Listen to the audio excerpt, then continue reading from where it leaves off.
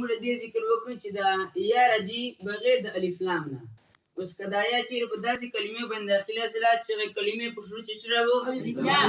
چې هغې کلمې په شروع چې الف لام راغلي وو، نو دا کلمه به یا مذکري یا مؤنث چې راوي.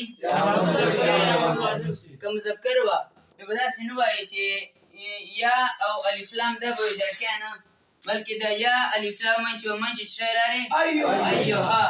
که مذکر و بیا به یا سره ایها ولګی، څه شی به ولګی؟ ایها. لکه رشید چې الله تعالی فرمایي یا ایها النبي اتق الله، دا النبي باندې څه شی راغلی دي؟ الف لام راغلی دې باندې الف لام راغلی دي که نه.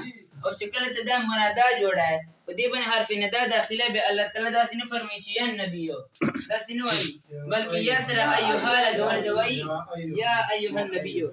او چې کله مؤنث به مؤنث یا سره ایتها ولګي، لکه الله تعالی فرمایي چې یا ایتها النفس، او دا نفس چې ده مؤنث ده. ولې مؤنث ده؟